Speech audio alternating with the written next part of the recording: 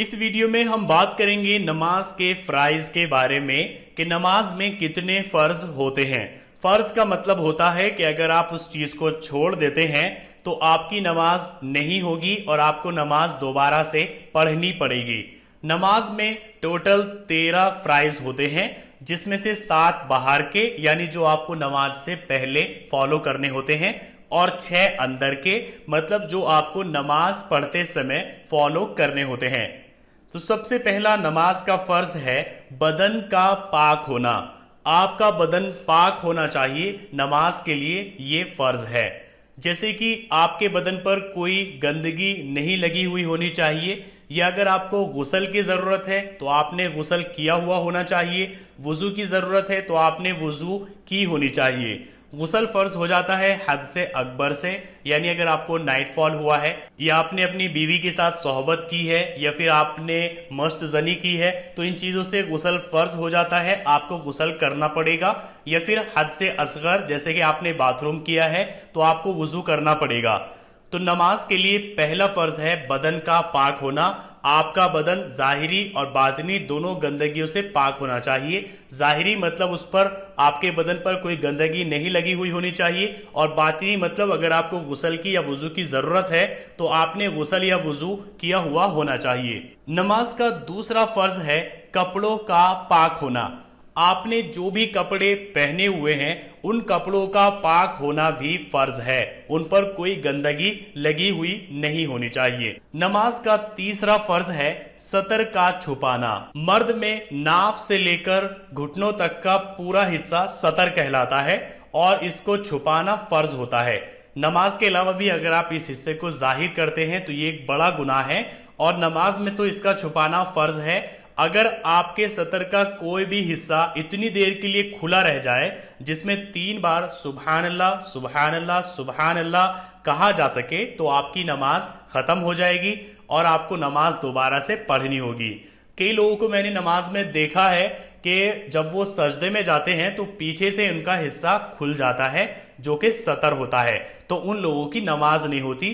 اس لیے آپ کو دھیان رکھنا ہے کہ آپ کوئی بڑی سی ٹی شرٹ یا بڑی سی شرٹ یا کرتا پہن کر کے ہی نماز پڑھیں، تاکہ نماز میں آپ کا سطر نہ کھلے۔ اور عورتوں میں چہرے اور ہتھیلیوں کے علاوہ باقی سارا حصہ سطر ہوتا ہے، جس کا نماز میں چھپانا فرض ہوتا ہے۔ نماز کا چوتھا فرض ہے نماز کی جگہ کا پاک ہونا۔ جہاں پر آپ نماز پڑھ رہے ہیں اس جگہ کا پاک ہونا بھی فرض ہے۔ کچھ مہیلائیں ایسی ہوتی ہیں کہ جہاں پر بچہ پیشاب کر دیتا ہے وہیں پر نماز پڑھ لیتی ہے، تو ایسے نماز نہیں ہوگی۔ جس جگہ پر آپ نماز پڑھیں گے اس جگہ کا پاک ہونا بھی فرض ہے۔ نماز کا 5واں فرض ہے قبلے کی طرف منہ کرنا۔ اگر آپ نماز پڑھ رہے ہیں تو آپ کا منہ اور آپ کا سینہ قبلے کی طرف ہونا چاہیے۔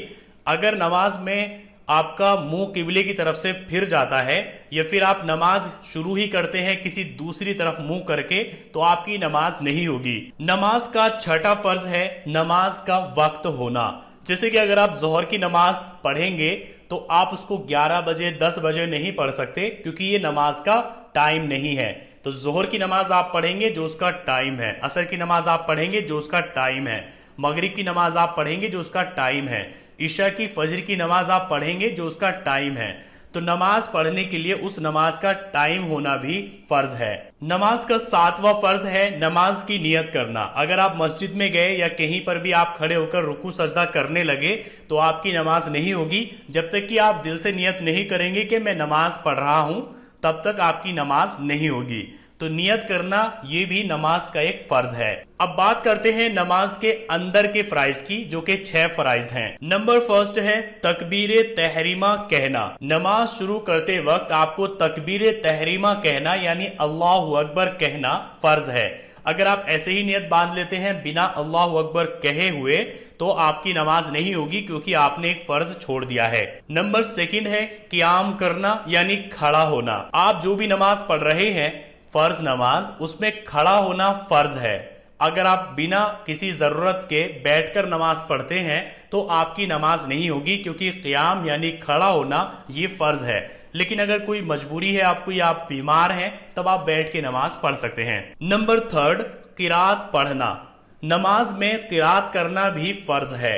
अगर आपको किरात करना नहीं आता है, कुरान पढ़ना नहीं आता है, तो आपको सीखना पड़ेगा, क्योंकि तलबुल इल्मी फरीजतुन अला कुल्ली मुस्लिमिन व मुस्लिमा, कि हर एक मुसलमान मर्द और औरत पर इतना इल्म हासिल करना जिससे उसको हलाल और हराम की पहचान हो सके, या जो जरूरी है वो फर्ज है। तो अगर आपसे किरात नहीं करना आता है तो किरात सीखना आप पर फर्ज है। तो नमाज में आपको किरात करनी होगी। लेकिन अगर आपसे किरात नहीं करनी आती है और आप सीख रहे हैं, तो जब तक आप सीखते हैं तब तक आप नमाज में सुबहान अल्लाह पढ़ सकते हैं। नंबर 4, रुकू करना। नमाज में रुकू करना यानी झुकना फर्ज है। अगर आप रुकू नहीं करते हैं तो आपकी नमाज नहीं होगी।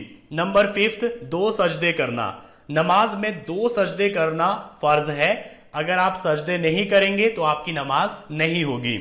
नंबर 6, आखिरी कायदे में अत्तहियात की मिकदार बैठना। मतलब जब आप बैठते हैं 2 नमाज वाली रकातों में दूसरी रकात पर, और 4 रकातों वाली नमाज में चौथी रकात पर, 3 रकातों वाली नमाज में तीसरी रकात पर, तो आपको इतनी देर बैठना फर्ज है जिसमें आप अत्तहियात पढ़ सके।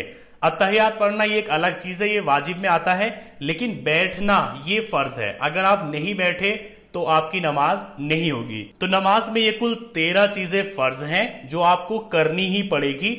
अगर आप इनमें से किसी एक को भी फॉलो नहीं करते हैं तो आपकी नमाज नहीं होगी। तो इस वीडियो को आप ज्यादा से ज्यादा लोगों के साथ शेयर करिए ताकि सबको पता चले कि नमाज में ये चीजें फर्ज होती है, और इनमें से कोई भी चीज अगर छूट जाए तो नमाज नहीं होगी, चाहे वो जानबूझकर छूटे या फिर अनजाने में छूटे। क्योंकि जो वाजिबात होते हैं उसमें अगर आप किसी चीज को अनजाने में छोड़ देते हैं तो सजदा सहू करके नमाज हो जाएगी, लेकिन फराइज में ऐसा नहीं है। फराइज में अगर आप किसी भी फर्ज को जानबूझकर या अनजाने में किसी भी तरीके से छोड़ेंगे तो आपकी नमाज नहीं होगी, आपको नमाज दोबारा से पढ़नी पड़ेगी।